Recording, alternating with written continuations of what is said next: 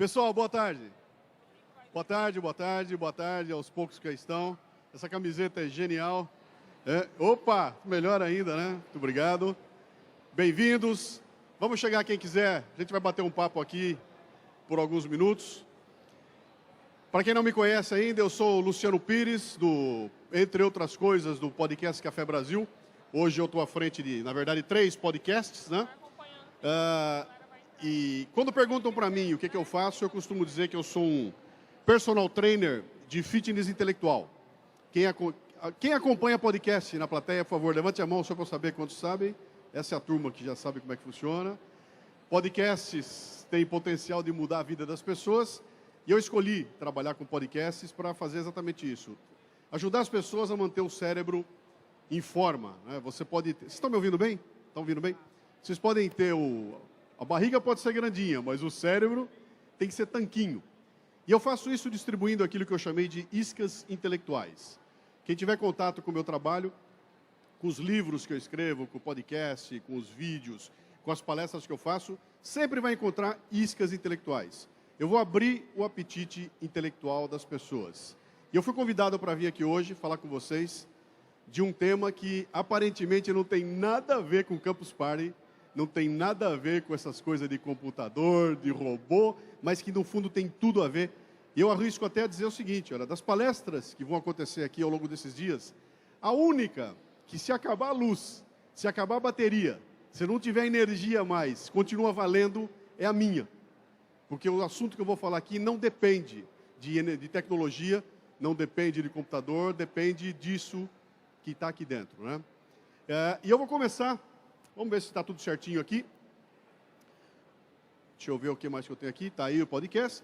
Eu vou começar trazendo para vocês uma cena que tem a ver com a Copa do Mundo de 2014 aqui no Brasil. Vou passar para vocês uma cena que todo mundo viu em 2014 e vocês vão se lembrar. Vamos ver como é que vai rolar aqui. Brasil e Croácia. Copa do Mundo de 2014 aqui no Brasil. Olha só.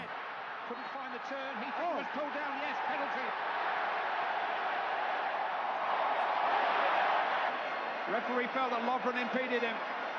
We'll soon see. I think he goes down ever so easy. Almost slips for me there. Lovren's just got an arm on his shoulder. There's going to be a fair amount of contact. I think that's soft. I really do. I think that's soft. Just grab. Quem acha que foi pênalti, levanta a mão.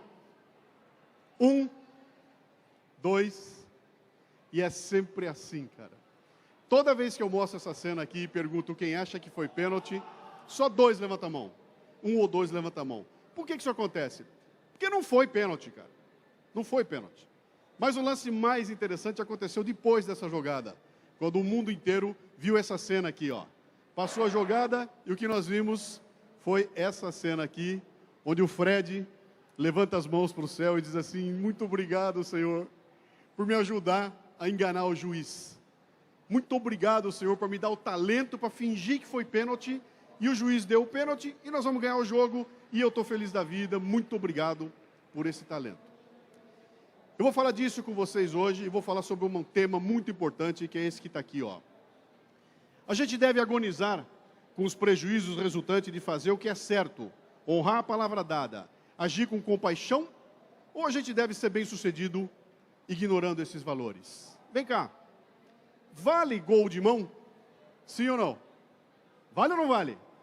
A Argentina tem um título mundial com gol feito com a mão. Vale qualquer coisa para atingir o objetivo? Sim ou não?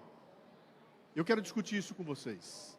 E esse é o tema de fundo dessa palestra de hoje aqui, que tem a ver com esse dilema aqui, ó. Negociar ambições, riscos, ilusões e troca consigo mesmo. Você acorda de manhã, abre os olhos e começa a negociar. Vem cá, cara, vou ou não vou? Posso ou não posso? Deixo ou não deixo? Falo ou não falo? E a vida da gente é isso, é negociar todo o tempo trocas. Eu vou fazer escolhas e vou deixar de fazer escolhas. Eu vou optar por ir, e quando eu optar por ir, eu vou optar por não ir. Eu vou abandonar, ou vou escolher. Isso acontece conosco todo o tempo. E essas negociações não são simples. Para ajudar que elas aconteçam, a gente recorre a alguns pensadores. Eu vou trazer para vocês, e eu acho que é a primeira vez que Immanuel Kant vem a uma Campus Party, e eu vou trazer uma coisa que ele escreveu, um filósofo que lá em 1700 e porrada desenvolveu um negócio chamado imperativo categórico de Kant, que ajuda a gente a fazer essas escolhas morais. O Kant escreveu assim, ó: haja apenas segundo a máxima que você gostaria de ver transformada em lei universal. O que ele escreveu foi isso, ó: você deve agir baseado em princípios que você desejaria ver aplicados universalmente para todo mundo. O que o Kant escreveu é algo que está presente em alguns livros famosos. Tem um chamado Bíblia, que quando você abre, está escrito isso aqui, ó: não faça aos outros aquilo que você não quer que façam com você. Se um dia a humanidade se comportar assim, com base nisso aqui, estão resolvidos todos os problemas. Todo mundo respeitando todo mundo e todo mundo só fazendo aquilo que gostaria que acontecesse consigo. Então, o problema é que o mundo não é assim. O mundo é diferente. Cada um tem o seu jeito. Cada um de vocês foi criado de uma forma. Cada um de vocês tem um conceito moral. E quando eu falo disso aqui, eu estou falando de auxílios que os homens tomaram para poder fazer com que o mundo funcione em harmonia. Se a gente deixar que qualquer um decida o que é melhor, o mundo vai virar uma bagunça. Vai virar uma zona. E, na verdade, quem vai tomar conta são os mais fortes. Para que isso não aconteça, a gente cria leis, a gente cria regras. E você tem que obedecer à lei. Está escrito lá.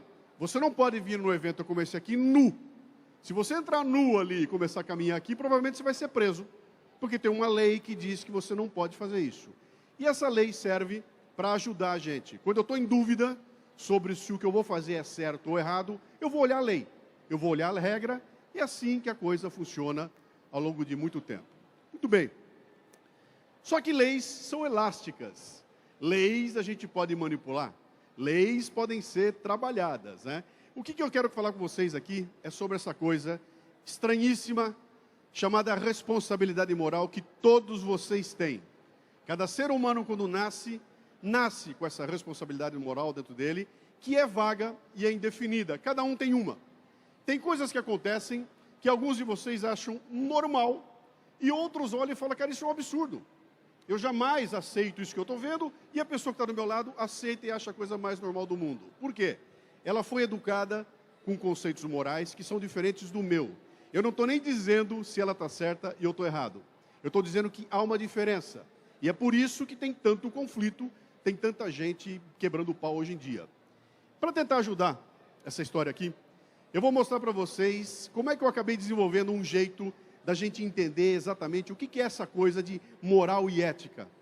Quando a gente fala de escolha moral e de escolha ética, parece que é a mesma coisa, mas tem uma diferença básica. E eu encontrei um jeito de mostrar essa diferença. E vou começar com a definição de moral, né? Moral é aquilo que você faria mesmo que você fosse invisível. E aí eu vou propor a vocês esse exercício. Vamos lá. Se você fosse invisível, ninguém te enxergasse, o que você faria, cara? Quando eu conto para vocês o que é que eu faria se eu fosse invisível, eu daria uma pista de como é que é a minha moral. Por exemplo, se ninguém me enxergasse, se eu fosse invisível, eu entraria na primeira agência do Banco do Brasil e pegaria todo o dinheiro que tem lá para mim, ninguém ia ver. E sairia com um monte de dinheiro para minha casa. Eu tenho uma vizinha que é uma delícia. A mulher é um avião. E eu sei a hora que ela toma banho. Eu sou invisível, o que eu vou fazer? Eu vou entrar no banheiro e vou ficar espiando ela tomar banho. Quando eu conto para vocês que é isso que eu faria se eu fosse invisível, eu estou dizendo para vocês como é a minha moral. Como é que funciona a minha moral. Se eu disser para vocês o seguinte, olha aqui, ó, mesmo que eu fosse invisível, eu jamais entraria numa agência bancária para pegar um dinheiro que não é meu, eu estou mostrando como é que é a minha moral. É assim que funciona. Moral é aquilo que você faria mesmo que você, quando ninguém está olhando. E aí eu criei um jeito da gente entender como é que funciona isso, montando um gráfico. E esse gráfico é um gráfico que tem primeiro a moral. Lá em cima, a moral, que é a atitude que eu vou tomar, a atitude certa. E aqui embaixo é a moral, que é a atitude errada. Moral é a minha atitude. E esse gráfico eu completo assim. Do lado de lá tem a ética, que é a razão pela qual eu vou fazer alguma coisa. A razão má e a razão boa. Ao construir isso aqui, eu construo um gráfico com 4 quadrantes. Primeiro quadrante tem a atitude certa por uma má razão. No segundo quadrante, tem a atitude certa por uma boa razão. Terceiro quadrante, a atitude errada por uma má razão. E o quarto quadrante, a atitude errada por uma boa razão. E eu vou usar isso aqui para ajudar vocês a entender como é que a gente faz escolhas no nosso dia a dia. Isso aqui é uma delícia. Depois vocês vão ver com o pessoal da Campus Party para pegar uma cópia disso aqui e para usar no teu dia a dia, que isso aqui é fenomenal. Olha como eu vou fazer com vocês aqui, ó. Eu vou usar alguns exemplos e vou começar com o exemplo mais tradicional. Encontrei uma carteira de dinheiro na rua. Pego a carteira para mim ou devolvo para o dono? Pego ou devolvo? Fico ou devolvo? Ó, se eu disser para vocês o seguinte, olha aqui, ó, quando eu encontrar uma carteira na rua, eu vou fazer o que o Kant mandou lá atrás. Eu vou fazer com o dono da carteira o que eu queria que fizesse comigo. Se fosse a minha carteira, o que eu queria que acontecesse? Que me devolvessem. Então eu vou devolver também. Logo, encontrar a carteira na rua e devolver a carteira é a atitude certa por uma boa razão. Eu devolvo aquilo que não é meu e faço isso por uma boa razão. Aí eu viro para o outro cara, o Julião, e pergunto para o Julião, vem cá, Julião, se você achar uma carteira na rua, você devolve para o dono ou fica com ela? E o Julião fala assim, claro que eu devolvo. Por quê? Porque tem uma câmera filmando ali, ó. E a câmera me viu pegando. Se eu não devolver, vão ver que eu peguei e eu vou preso. O que o Julião fez? O Julião praticou a atitude certa por uma má razão. Ele só devolveu a carteira porque tinha uma câmera filmando. Se não tivesse a câmera, ele ficava com a carteira para ele. Qual é a jogada interessante aqui? É a seguinte. Você olhando de longe, você vai ver eu devolvendo a carteira porque eu acho que é justo devolver aquilo que não é meu. E vai ver o Julião devolvendo a carteira porque tinha uma câmera filmando. E você não sabe a intenção dos dois. Então você vai achar que eu e o Julião somos igual. Você vai falar, puxa, que caras honestos, cara. Os dois devolveram a carteira. Que gente genial. Mas você só viu a atitude. Você não entendeu a razão. Por isso essa estrelinha muda de lugar no nosso dia a dia. Outro exemplo. Segundo exemplo. Onde é que está aqui? Roubar. O que roubar é? Roubar é a atitude errada por uma má razão. Não se rouba a propriedade de ninguém. Isso é impossível, não deve fazer, está errado, ponto final. E aí eu coloco uma coisinha nova aqui e digo assim, e se for roubar para alimentar um miserável? E se for roubar para alimentar um miserável? De repente, se for isso, roubar para alimentar um miserável, eu vou ter a atitude que era errada por uma má razão, se transforma na atitude errada por uma boa razão. Se uma mãe rouba 1 quilo de carne para alimentar seus filhos, está na lei. Tem uma coisa escrita na lei penal, que chama-se furto famélico. A mãe não vai presa, porque está explicado. Ela praticou essa atitude errada por uma razão nobre. E aí a estrelinha muda de lugar. E a vida da gente é isso, é conduzir essa estrelinha de lado a lado. Tem mais exemplo. Bolsa Família. O que é o Bolsa Família? Bolsa Família, tem brasileiros que estão em situação miserável. Brasileiros que precisam de ajuda, são nossos irmãos. E a gente tem que ajudar essas pessoas. Eu tenho o maior orgulho de dizer você sentir, eu pago impostos e eu sei que uma parte dos meus impostos são aplicados no Bolsa Família, que ajuda brasileiros que precisam de ajuda, e eu fico feliz por isso.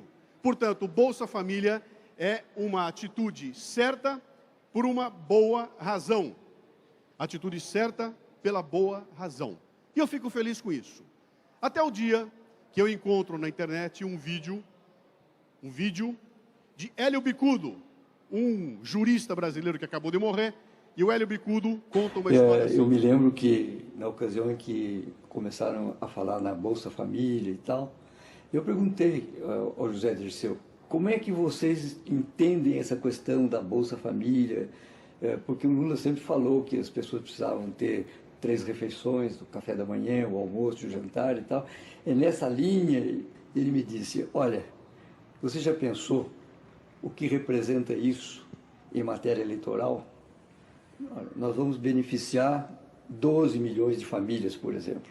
12 milhões de famílias são mais de 40 milhões de votos. É isso. que é a Bolsa Família. Não há nada mais profundo do que o problema eleitoral.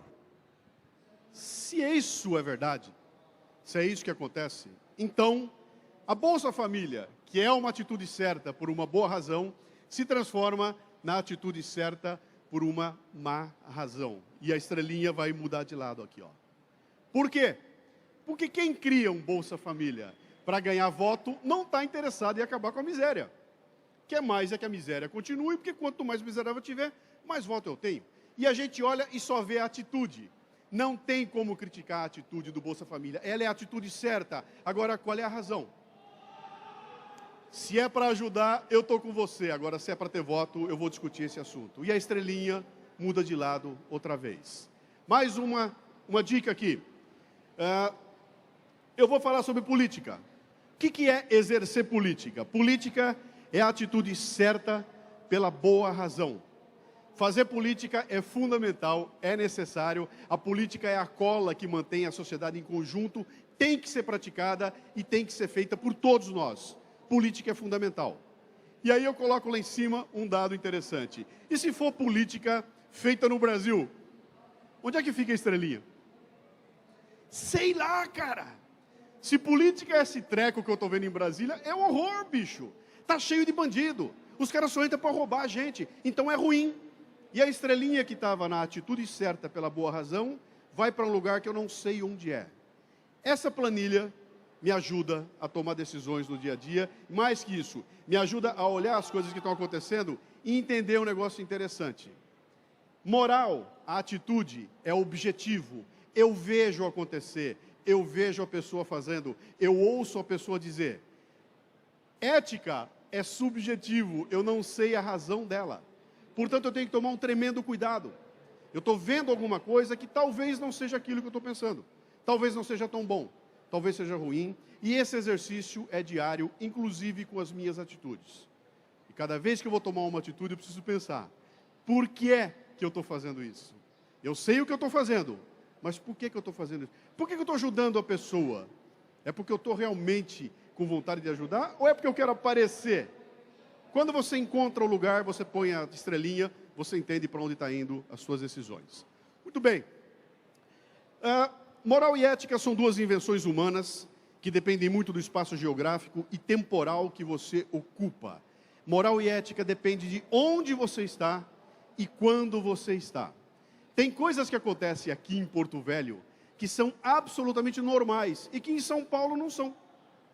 Por quê? Porque São Paulo é melhor? Não, cara. Porque é outra região, é outra cultura, são coisas diferentes. E se a gente não prestar atenção, nós vamos começar a analisar errado as coisas. Olha só. 200 anos atrás, que é pouquíssimo tempo atrás, era normal comprar uma pessoa. Você podia ir no mercado e comprar uma pessoa. Você comprava um cara, comprava uma mulher, levava para casa e você era o dono deles e tratava como se fosse um animal. Isso existia, e mais que isso, não é que era só normal. A sociedade incentivava para que isso acontecesse. Ter escravos era uma demonstração de riqueza. Quanto mais escravo você tinha, mais você mostrava que você era poderoso e rico. A coisa era tão maluca que um escravo, quando ele conseguia a sua carta de alforria, a primeira coisa que ele queria fazer era comprar um escravo. Por mostrar para todo mundo que ele estava se desenvolvendo e estava ficando muito bem. Isso era aceitável e era absolutamente normal 200 anos atrás. Vocês conseguem imaginar hoje você indo no mercado e comprando uma pessoa? Da mesma forma como se compra um boi? Cara, hoje isso é impensável. Mas 200 anos atrás era absolutamente normal. Vocês querem outra história deliciosa?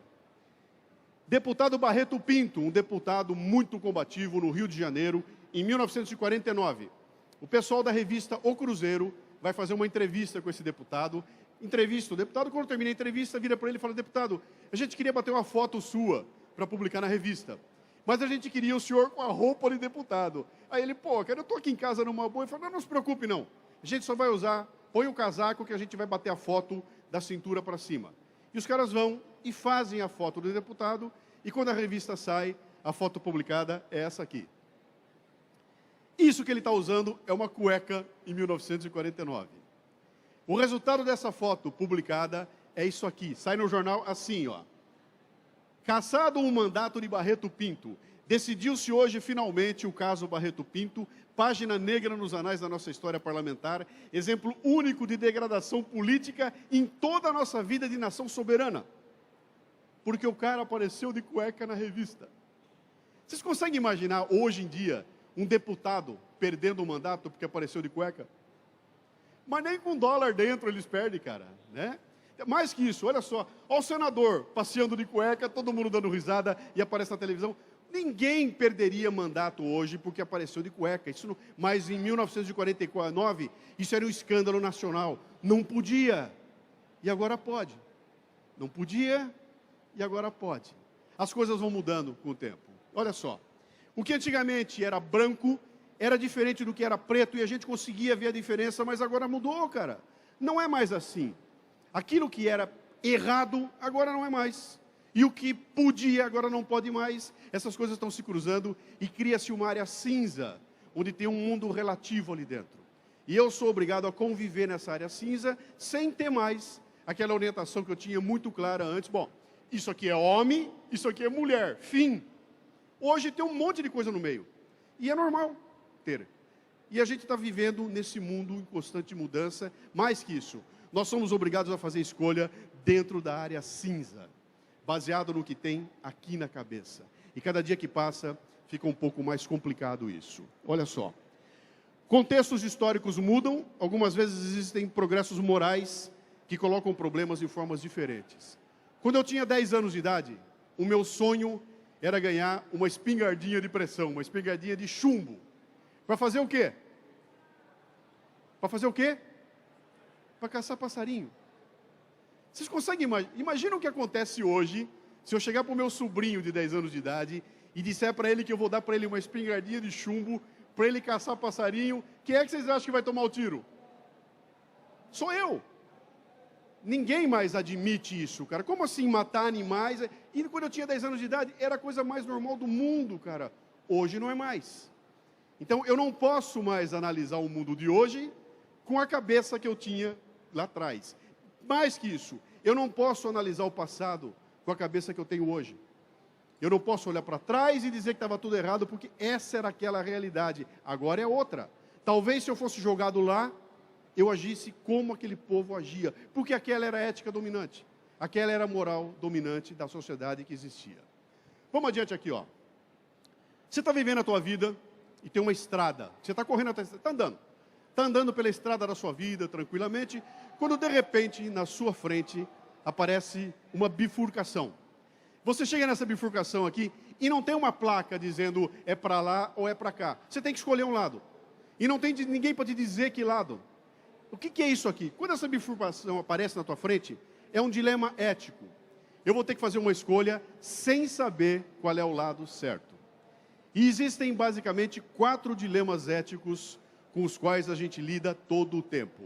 O dilema ético número 1 é o imediato contra o fundamental, que é mais ou menos o seguinte: vem cá, cara, vamos cortar todas as árvores agora, consumir tudo agora e o futuro que se dane? Vamos consumir toda a água que existe e o futuro que se dane? Ou vamos guardar lá para frente? Espera aí, o dinheiro que eu estou ganhando agora, cara, consumo todo o dinheiro agora ou guardo o dinheiro lá para frente? Imediato ou o fundamental? Como é que eu trato isso? O que é certo? Eu não sei o que é certo. Eu sei que cada um vai tomar uma decisão. O outro dilema ético, o individual contra o coletivo. Todos os meus concorrentes vendem sem nota fiscal. Eu sou o único trouxa que vende com nota fiscal. Continuo fazendo certo ou dane-se o coletivo, eu vou agir por conta própria e vou fazer a coisa andar. Vem cá, está faltando água. Vai faltar água. Vem cá, economizo água como um indivíduo ou dane-se o coletivo e vou cuidar da minha vida e vou tratar do meu e dane-se o resto. O que é o certo? Você tem que fazer uma escolha todo dia.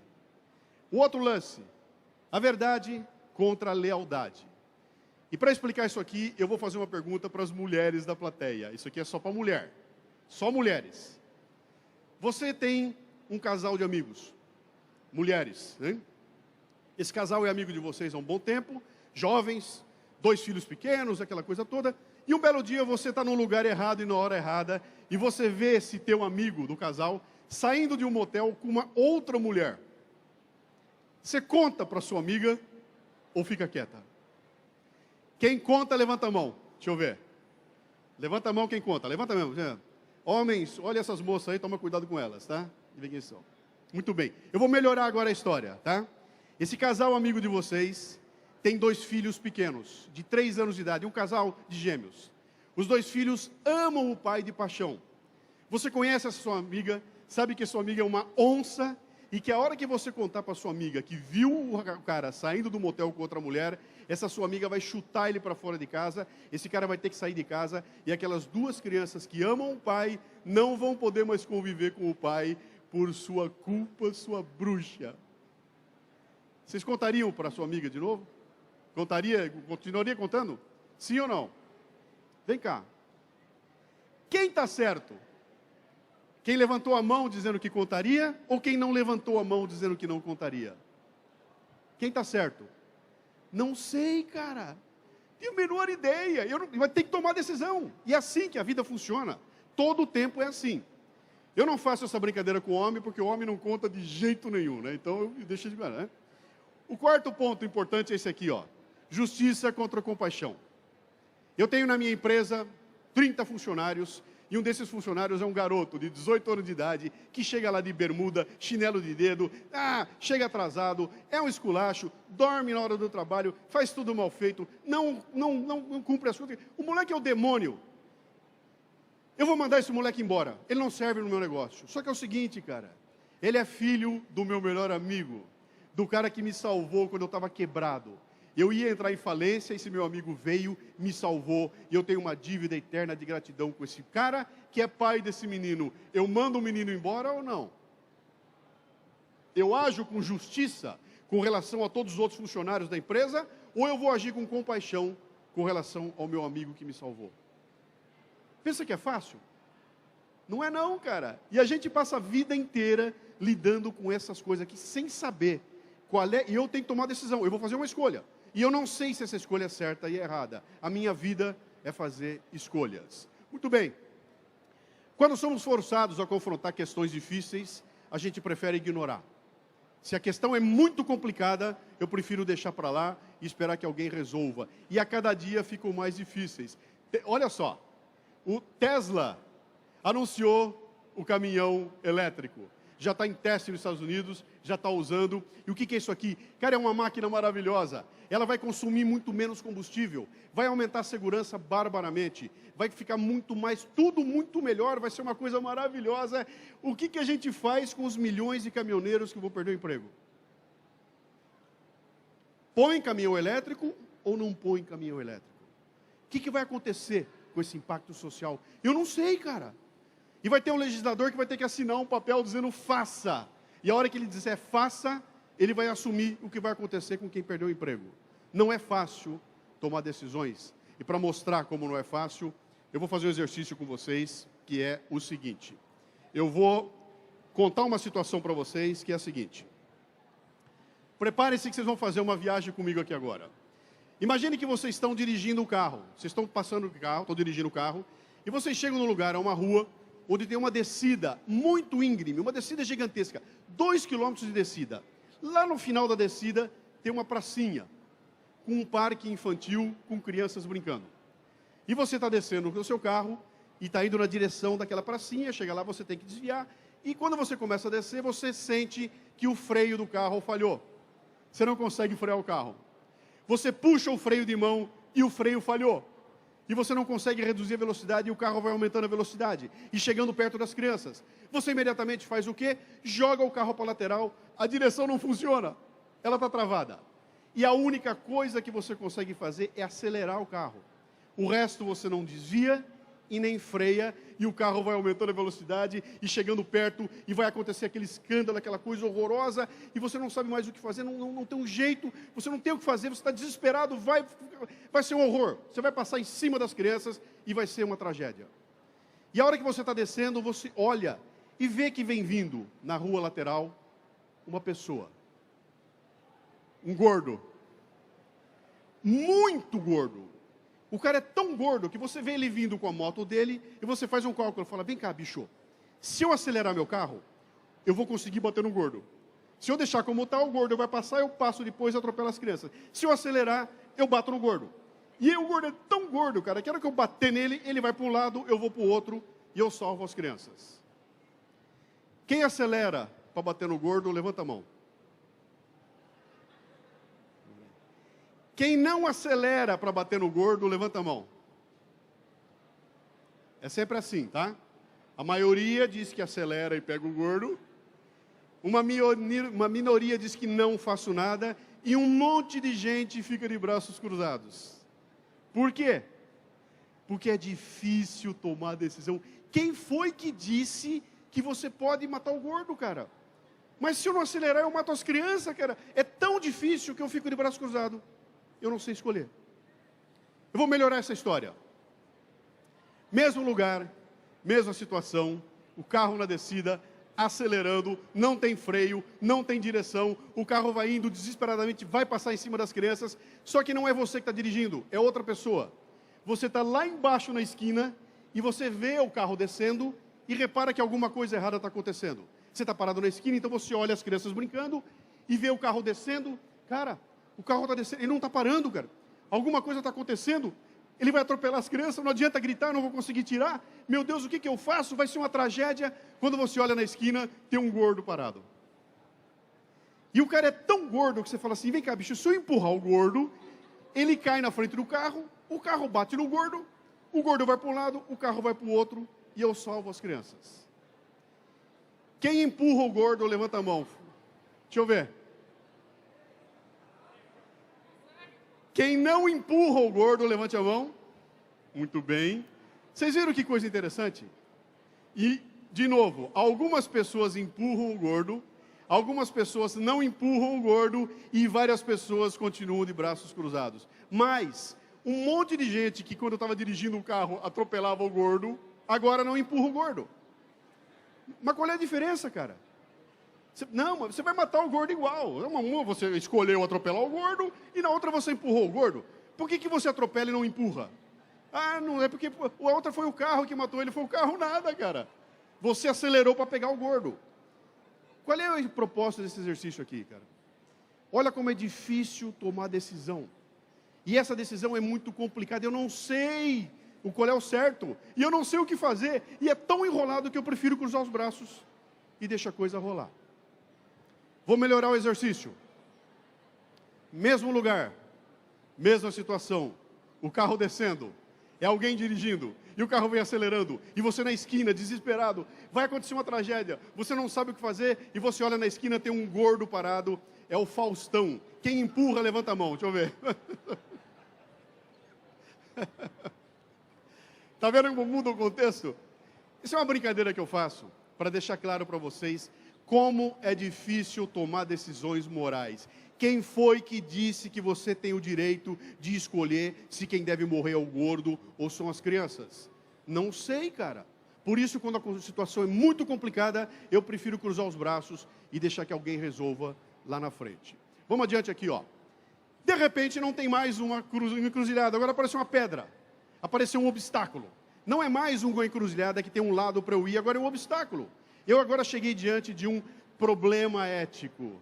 E o problema ético, quando aparece, não tem discussão. Não tem o que fazer, a não ser virar as costas e ir embora. E problema ético é mais ou menos o seguinte, cara, eu cheguei numa situação tal, que tem uma pessoa que descobriu alguma coisa a meu respeito, e que vai contar para todo mundo, e eu vou dançar. E a única forma de calar essa pessoa é matando essa pessoa.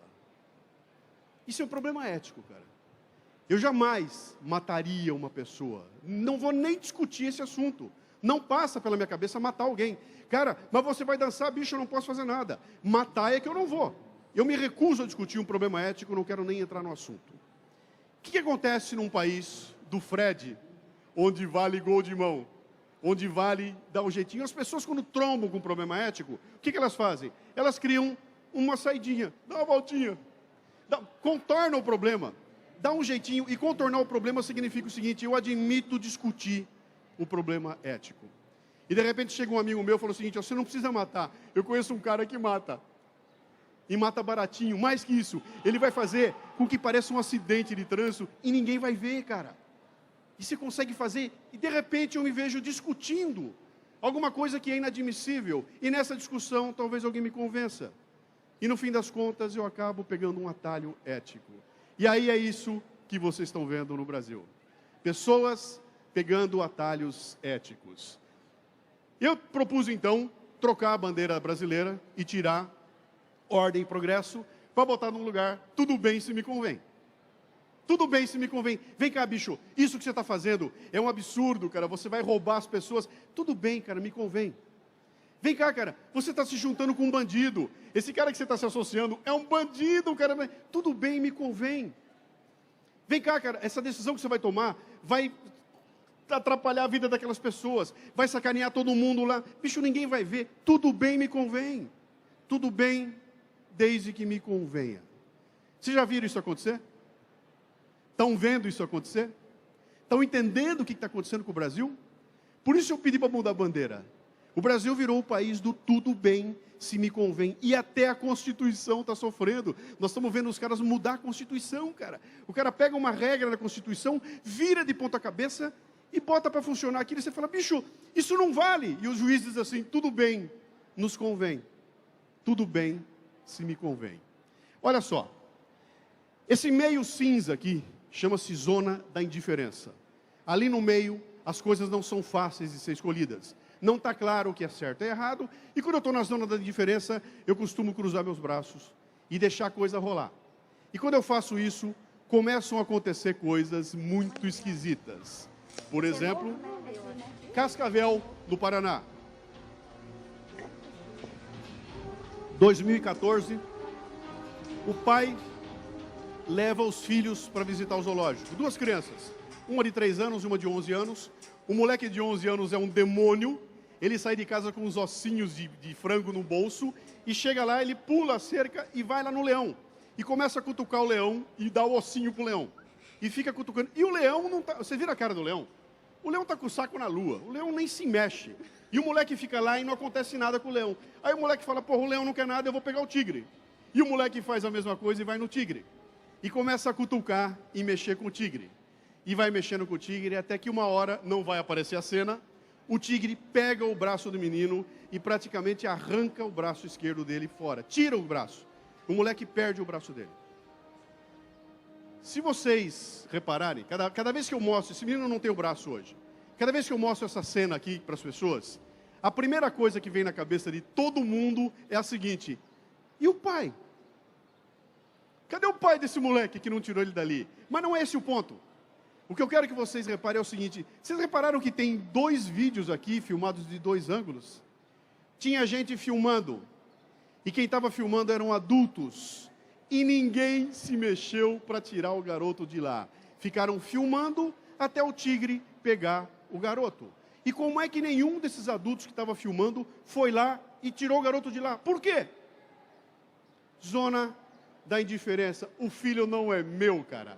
Eu não vou me meter nessa história, dane-se, o pai que se vire, eu não vou me incomodar, eu vou ficar filmando e o resultado é um garoto sem o braço esquerdo. Porque as pessoas que podiam fazer alguma coisa, escolheram ficar na zona da indiferença. Olha só, não dá para acabar com a zona da indiferença, mas dá para diminuir o tamanho dela. E você diminui quando você aplica uma força chamada integridade. O que é integridade, hein? É você ser agarrado aos teus valores. Se você tem um valor que diz o seguinte, cara, eu não admito roubar ninguém, isso é um valor meu, eu não vou negociar. E eu sou uma pessoa íntegra, nem chega perto de mim que comigo não tem papo, cara. Eu não vou adoçar, e eu não topo. Cara, mas todo mundo vai fazer, bom, desculpa, cara, eu não faço. Mas todo mundo vai, bom, eu não vou. Mas, nossa, como você é chato, sou. E não convida ele, então não convida, cara, eu não vou. Porque eu não admito fazer o que o grupo está fazendo, porque isso vai contra meus valores. E eu sou íntegro o suficiente para não fazer. Para assumir que eu vou ser chamado de chato e eu não vou fazer o que todo mundo faz. Porque aquilo vai contra meus valores. Integridade é o nome do jogo. E aí, eu vou mostrar para vocês um vídeo que passou na televisão. É uma reportagem que passou, acho que no SBT, alguns anos atrás. Olha essa história aqui, ó. Gilberto da Silva, de 45 anos, é morador de Rua 2. Todas as noites, ele percorre as ruas do centro de São Paulo para catar latas. Esse é o meio de sobrevivência dele. Nesta rua, ele achou centenas de folhas de cheque em uma caçamba de lixo. Você vê tanto dinheiro na sua frente que dá para você arrumar a sua vida. Comecei a me tremer, como se você estivesse dentro de um foguete e subindo para a lua. Após o susto, seu Gilberto recolheu os cheques e levou à redação de um jornal de São Paulo e depois à delegacia. Seu Gilberto recolhe 2 quilos de latas por noite e vende para empresas de reciclagem a R$4. O velho das latas, mesmo vivendo com tão pouco, preferiu a honestidade. O velho das latas é um mendigo. Ele não tem onde morar, ele não tem o que comer, ele não tem o que vestir, ele encontra o dinheiro e devolve o dinheiro. E a gente olha para isso aqui e fala assim, burro! Devolveu porque é burro, cara. O cara tá fodido, ele não tem o que fazer. Por que não pega o dinheiro e fica com ele? Por que ele não ficou com o dinheiro? Ele respondeu. Olha a resposta dele. Dignidade é uma coisa que você não pode dizer que tem. Você tem que ter ela dentro de você. Pode aplaudir, vai, por favor, vai. Dignidade é uma coisa que você não pode dizer que tem. Você tem que tê-la dentro de você. Sabe quem foi que disse isso? Foi um mendigo, cara. Um cara que está na rua e que cheira mal. Eu não quero ter esse cara perto de mim. Eu não quero ser amigo dele. E esse cara me dá uma porrada na minha cara e diz o seguinte, vem cá, bicho, eu sou uma pessoa tão íntegra que eu não vou ficar com aquilo que não é meu. E eu devolvo. Cara, mas você está com fome? Sim, mas eu sou íntegro. Você não tem roupa? Sim, mas eu estou íntegro. Eu jamais vou ficar com aquilo que não é meu. E eu tenho uma aula de integridade passada por um indivíduo que é um pária da sociedade. Olha só. Valores individuais são princípios fundamentais que têm a ver com virtude. O que o seu Gilberto falou para mim foi uma lição de virtude. Vem cá, quanto tempo faz que vocês não usam essa palavra virtude? Quanto tempo faz que vocês não ouvem a palavra virtude? Quanto tempo faz? Para pensar qual foi a última vez. Eu duvido que você lembre. Isso aqui caiu de moda, cara. Isso é bobagem. Falar em virtude, seu trouxa. O virtuoso é um otário. E eu tomo uma lição de integridade. Vamos aqui, ó. A outra história também passou na televisão, é sobre um servente, sobre um faxineiro. Crachá de faxineiro. O mesmo emprego há 26 anos. Para quem ganha o salário mínimo e meio, era uma fortuna imensa. Mas quando encontrou a bolsa cheia de dinheiro no banheiro do aeroporto, Francisco devolveu na hora. 10 mil dólares, o equivalente a quase 30 mil reais em dinheiro vivo esquecidos por um turista suíço a caminho de Manaus. Francisco bem que merecia uma gorjetinha, mas como a recompensa não veio, ele fez um único pedido ao pessoal do aeroporto. Queria vir ao Palácio do Planalto, conhecer o presidente. Foto com o presidente, autógrafo no uniforme e uns bons dedos de prosa. Você acha que tem muitos brasileiros que fariam o que você faz? Tem muitos que fazem. Mas e seus amigos que disseram para você comprar a casinha, comprar um carro? Já esse é o lado do desonesto, né? Não é nem desonesto, não. Não, né? Não, é que eu acho que o cara achou um dinheiro, não tem dono. O cara fala, só vamos ajudar a minha vida. Quer aplaudir? Eu não vou falar porque nós estamos em período de eleição e vão dizer que eu estou pegando no pé. Eu não preciso falar nada, tá? Eu só vou dizer para vocês o que acontece. Olha aqui, ó. Quem vive seus valores agoniza diante de escolhas morais. Cara, 10 mil dólares, bicho. Eu acho a sacola com 10 mil dólares, eu abro aquilo, tem 10 mil dólares, 35, 40 mil reais lá dentro. Eu pego aquela grana e falo, bicho, com essa grana, cara, eu reformo a cozinha lá em casa, minha mulher pode botar uns peitos bonitos, cara. Eu compro, eu troco de carro, eu posso fazer uma viagem, mas esse dinheiro não é meu. Alguém perdeu esse dinheiro. O que é que eu faço agora? Eu vou pegar o Kant. Se fosse comigo, o que eu gostaria que acontecesse? Que alguém me devolvesse. Então eu vou devolver. Enquanto eu pego aquela bolsa de 40 mil dólares, e eu vou caminhando com aquilo na direção do Achados e Perdidos, na direção da delegacia, a minha cabeça vai a milhão, meu, seu trouxa. Os caras vão pegar o dinheiro, bicho. Você vai devolver, alguém vai pegar, seu idiota. Fica com o dinheiro, fica, e eu devolvo. E a hora que eu devolvo, eu volto para minha casa flutuando no ar. Eu deito à noite no travesseiro, eu boto a cabeça e eu durmo o sono dos anjos. Porque fica claro que eu fiz o que eu achava que era certo. Eu não negociei com a minha consciência. Eu não assumi aquilo que ia contra meus valores. Quem vive seus valores agoniza diante de escolhas morais. Quem deixa esses valores apenas pairarem sobre sua vida, nem percebe que a escolha tem que ser feita, cara. Eu não vou nem pensar, bicho achado não é roubado. Como que, mas alguém perdeu, alguém está dizendo, bicho, dane-se. Perdeu, eu achei, é meu. Mas o cara dançou, bicho, tudo bem, me convém. Tudo bem se me convém. O que eu estou dizendo aqui é o seguinte, talvez a pessoa nem seja maldosa, eu não digo que ela é maldosa, ela nem percebe que a escolha tem que ser feita, ela é amoral. Ela não é que ela é má, ela não tem a moral, ela não consegue discernir. E aí nós temos um puta problema. Eu estou convivendo com gente assim o dia todo, onde eu vou seguir o que tem que ser feito, no meio de um monte de gente que vai virar para mim e vai falar, tudo bem se me convém, seu trouxa. E de tanto ser chamado de trouxa, eu vou mexer o saco. E talvez eu decida começar a fazer como todo mundo faz. Bem-vindos ao Brasil do ano 2018. Onde a gente começa a entender o que está acontecendo com esse país. Por que nós somos tão frouxos? Por que a gente assiste isso tudo acontecendo e cruzamos os braços. E ninguém faz nada. Vamos adiante aqui, ó. Todo mundo tem a consciência do que é certo e errado. Se você não for uma criança muito pequena, ou não for um psicopata, você tem a consciência do que é certo e errado. Essa sala aqui não tem nenhuma criança. Psicopata eu não sei. Uma criança não tem. Agora, nem todo mundo tem capacidade de análise e ação. Todo mundo sabe o que é certo e errado, mas nem todo mundo age a respeito. Lembra do tigre? Eu tenho certeza que todo mundo que estava filmando o menino sabia que aquilo era errado, mas ninguém fez nada. E a gente olha o errado acontecer e não age a respeito. Poucos agem. Pior que isso, os que agem são xingados. Se a pessoa começar a agir, você vai virar, oh, mas que é isso? A gente reclama de quem age para corrigir o que está errado.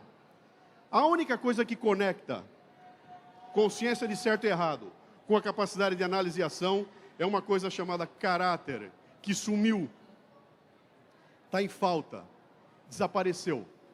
A gente trocou caráter por reputação.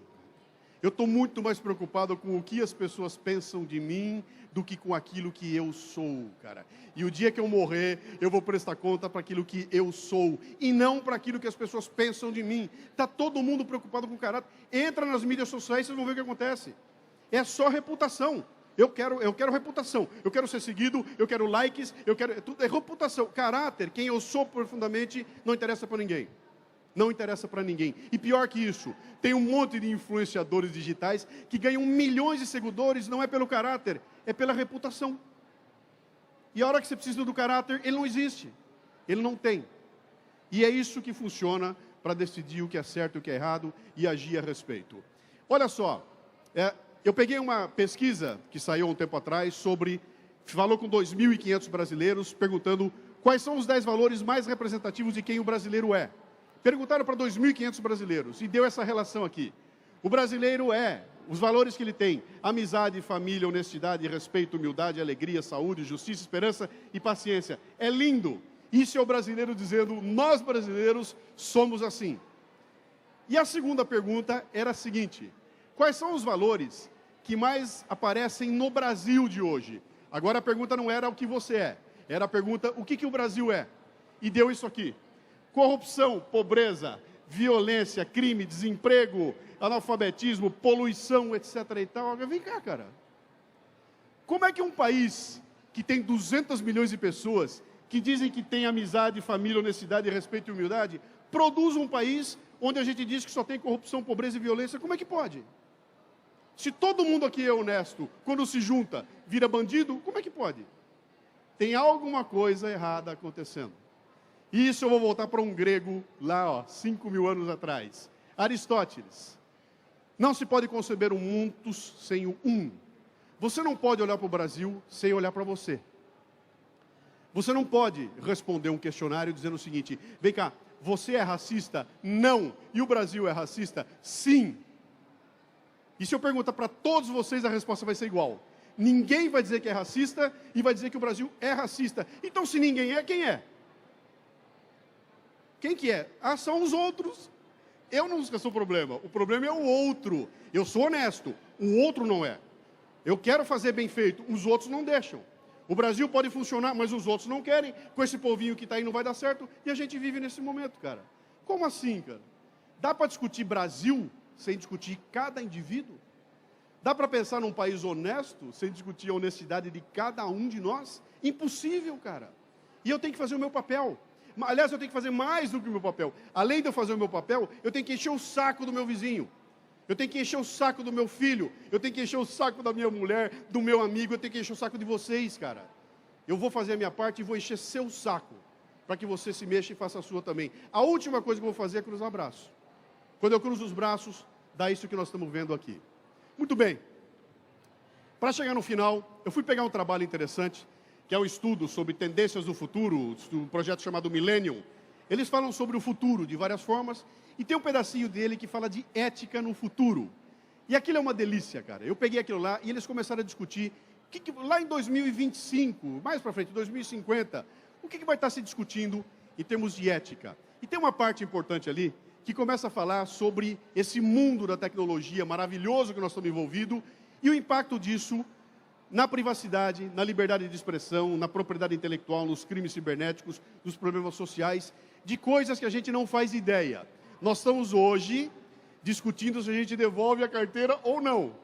E olha o que é que vem pela frente. Nós vamos estar discutindo coisas assim. Vem cá, cara. Vai ser ético ser monitorado todo o tempo, 24 horas por dia, 7 dias por semana? Já está quase assim. Falta muito pouco para você ser monitorado dentro do banheiro. É ético isso? Tem gente que vai dizer que é. Outra questão. Será moral e ético comprar memórias de outras pessoas para experimentá-las?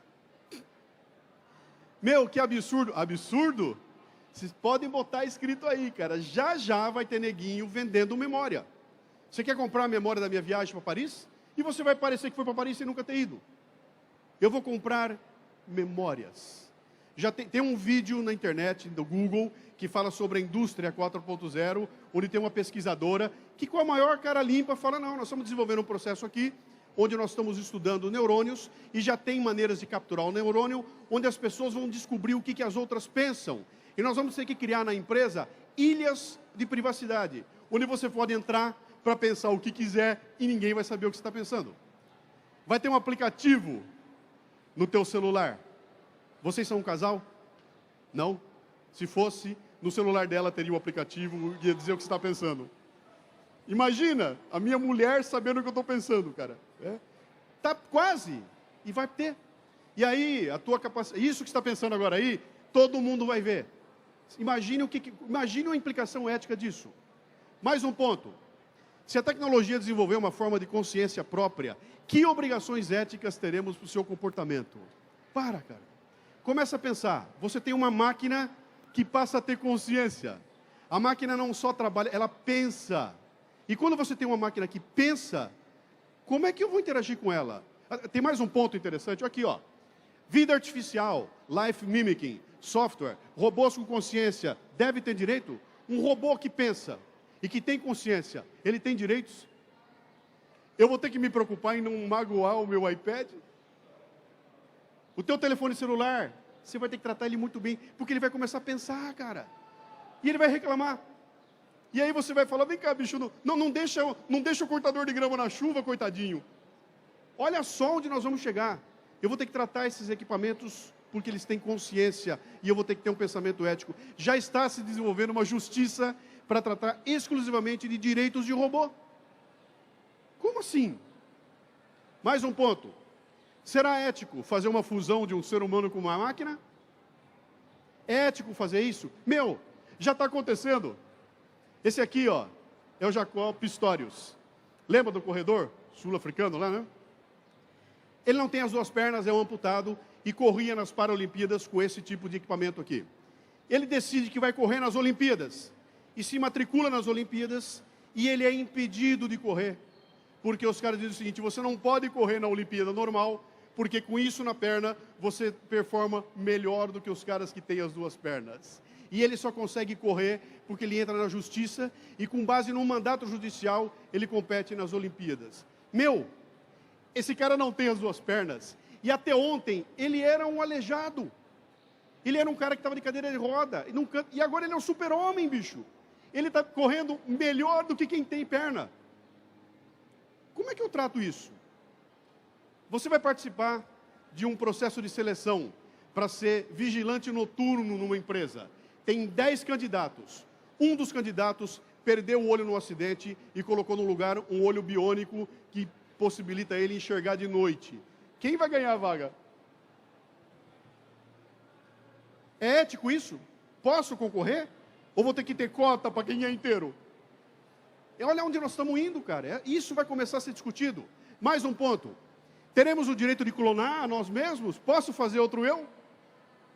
Será ético criar elites que aumentarão artificialmente suas habilidades e capacidades através da engenharia genética, sem considerar a forma de controlar essas habilidades super-humanas? Vem cá, nós estamos a um passo de criar uma raça de força bruta.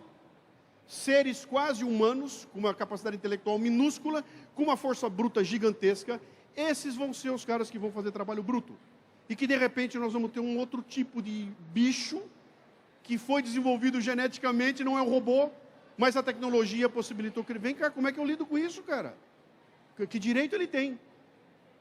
Mas, pais têm direito de gerar bebê geneticamente alterado? Posso escolher a cor do olho do meu filho? Posso escolher que cabelo ele vai ter? Vocês querem ver como é que anda? Os caras já separaram o gene da síndrome de Down.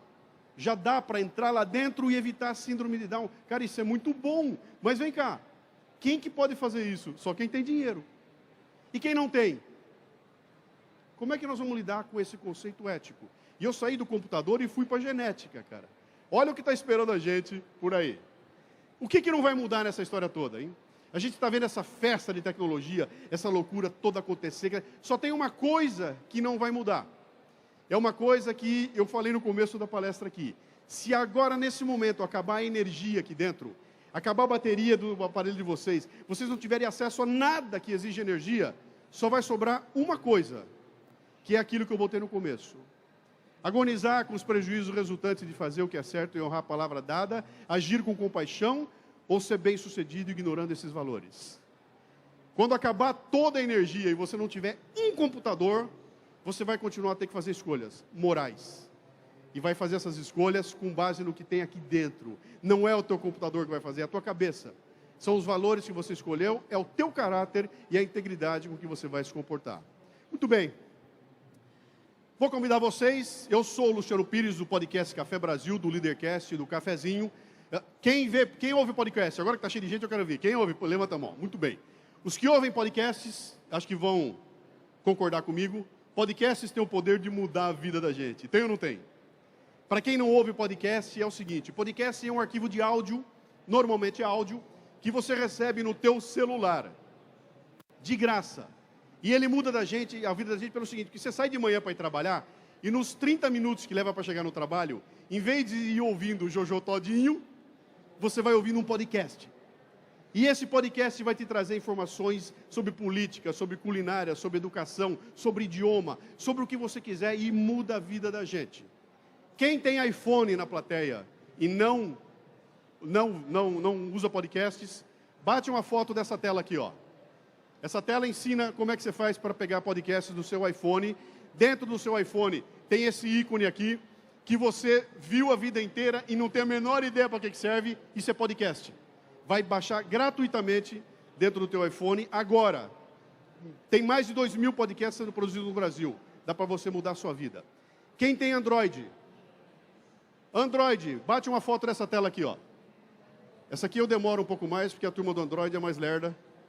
Eu espero um pouco mais, né? O Android dá um pouquinho mais de trabalho, tá? Porque ele não tem nativo, mas agora saiu o Google Podcast, então já mudou a história toda. Usem isso aqui, baixem podcasts, que muda a vida da gente, né? Agora eu quero que todo mundo pegue seu celular para bater uma foto do que eu vou mostrar aqui. Eu vou mostrar uma página legal. Eu criei no ano passado um ambiente chamado Café Brasil Premium, que é um ambiente de educação. Você faz uma assinatura e todo mês recebe 1 milhão de coisas. Sinopse de livro, vídeo, podcast, um monte de coisa lá. Para esse evento aqui, eu reuni 11 conteúdos que estão lá, sinopse de 4 livros, um texto sobre propósito, um vídeo, etc. e tal. E quem entrar nesse link pode baixar isso tudo.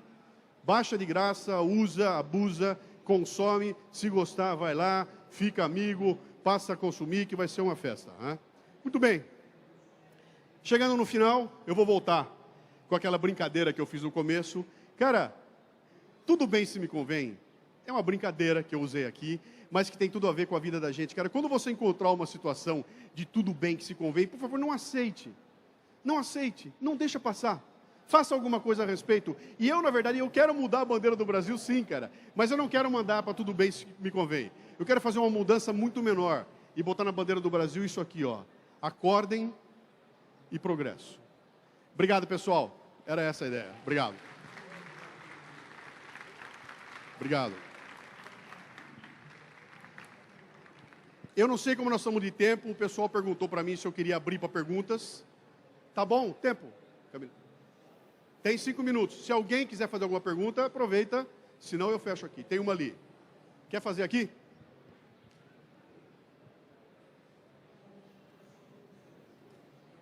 Ali. Fala o seu nome. Meu nome é Thalisson. Eu queria que você comentasse um pouco o que está acontecendo nas redes sociais, onde um diretor foi demitido por ter tweets antigos que foram revisitados, e também teve um caso de um youtuber aqui no Brasil. Eu queria que você comentasse sobre a ética e a moral nesses casos. Então, está acontecendo agora uma caça às bruxas, porque o caminhão está acomodando as melancia. Né? Começou um barulho gigantesco aí, tem que acomodar isso tudo, e alguns vão pagar a conta. Né? E quem vai pagar a conta? Vão pagar a conta os bocudos, cara. O cara que entra lá falando o que quer, do jeito que quer, e tem um passado a prestar conta, ele vai pagar essa conta, porque nada disso desaparece. Tem uma polícia procurando. E essa polícia está buscando as pessoas que se comportam fora do que é considerado um padrão. Então, se o padrão hoje trata alguma coisa relacionada a feminismo, e você soltou um tweet algum tempo atrás machista, vão pegar no seu pé. O que acontece? A internet trouxe essa coisa maluca de não mais apagar passado. Nem tem mais passado escondido. Ele está exposto. E muita gente foi para lá achando que podia continuar a fazer. Esse youtuber, ele fez um tweet, ele botou um vídeo dizendo que ele tinha feito sexo com a namorada dele enquanto ela estava dormindo. E que ela acordou e falou, por que é isso? Ele estava transando com ela. E caracteriza um estupro, portanto foram para cima dele, e era um tweet de 2013. E aí ele apareceu de, gente, não foi nada disso, eu inventei essa história, eu contei essa história, etc. e tal. Primeiro, cara, se você grava um vídeo para dizer que transou com uma menina contra a vontade dela, você é um idiota, cara. Você é um idiota, merece dançar, entendeu? Porque isso não é coisa que se põe no ar. Isso não é coisa que você põe em público e exibe. E tem um monte de gente exibindo. Exibia lá atrás, e continua exibindo hoje. E ganha tweet, e ganha like que nem louco. Tem gente que tem milhões de likes, exatamente porque é intolerante, porque prega o ódio, porque fala absurdo, e uma hora a conta chega. E aí a Nike olha e fala, eu estou patrocinando esse cara aí, e eu não vou patrocinar mais.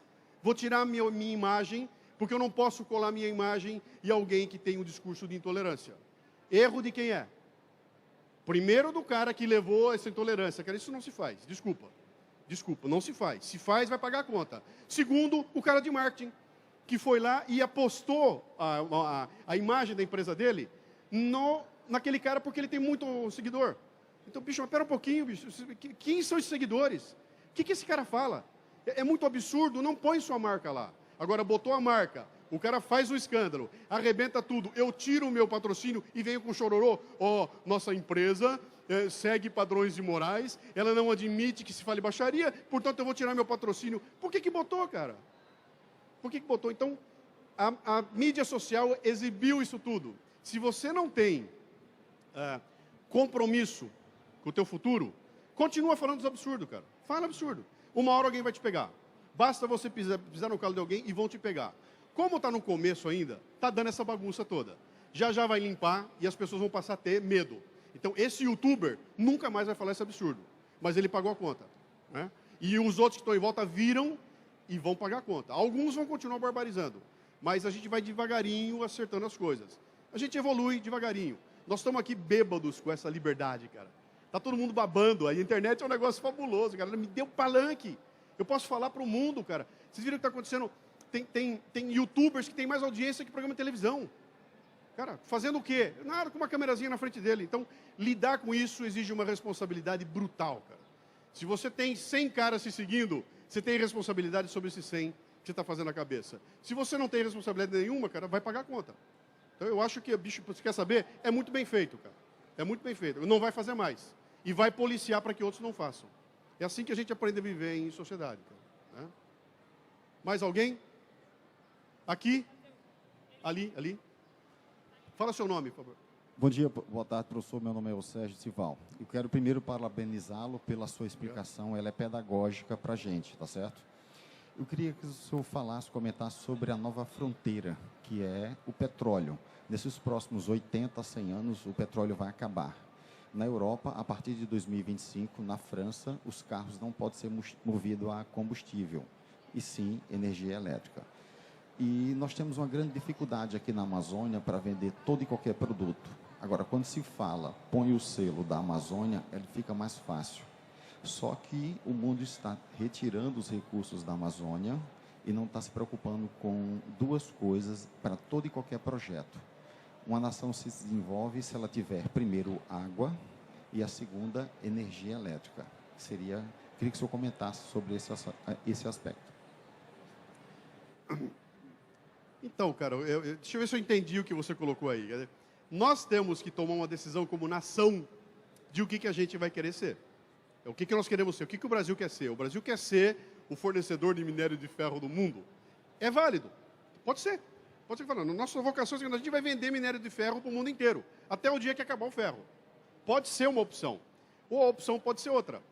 Pode ser, nós vamos trabalhar esse minério de uma forma sustentável para fazer com que eu não seja só um fornecedor de matéria-prima, mas um fornecedor de produtos que têm maior valor agregado e que me ajude a defender o que eu estou fazendo. Hoje a gente só extrai. Você está comentando isso? Eu só extraio, cara. Eu vou lá, tiro e não boto nada de volta. Pelo contrário, eu tiro e o dinheiro vai para outro lugar. Então, tem uma consciência da nação, o que ela quer ser. E essa discussão, cara, é em Brasília. É lá que nós vamos ter que ver quem é que vai discutir e que matriz vai ser feita no Brasil. Cara, nós estamos discutindo, eu vou dar um exemplo para você. Eu fiz uma série de 22 palestras no interior do Mato Grosso. Mandei o Mato Grosso inteirinho e junto comigo tinha os 2 americanos. E a gente visitou aquilo tudo lá, os americanos ficaram encantados. E pararam uma hora, a gente foi tomar uma cervejinha, e eles conversando comigo falaram o seguinte, vem cá, cara, eu não consigo entender.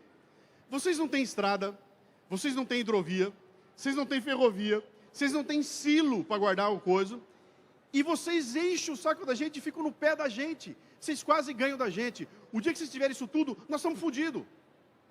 O dia que o Brasil resolver, nós estamos fodidos.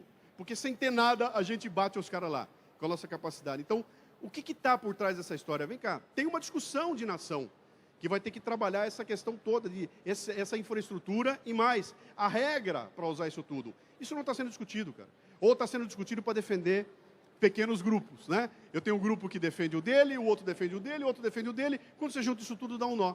E acontece isso que você está dizendo aí. Tem gente extraindo e só extraindo. Tem que haver uma decisão lá atrás, que é política, tem que estar na Constituição. E eu não sei se nós vamos fazer isso não, cara. Eu não sei quanto tempo vai levar. Eu sei que essa é uma decisão política. Tem nada a ver conosco aqui. É política. É lá em cima. Alguém vai ter que botar a lei e fazer cumprir. Aliás, se fizesse cumprir o que está escrito já, o Brasil era outra coisa, né? Como não cumpre, essa bagunça toda aí. Mais alguém? Eu respondi? Mais alguém? Mais uma aqui, achei a última. Deu? Ah, então já deu. Passou porque o tempo estourou aqui, tá bom? Eu respondo você embaixo. Gente, obrigado pela atenção de vocês. Boa continuação do evento. Obrigado.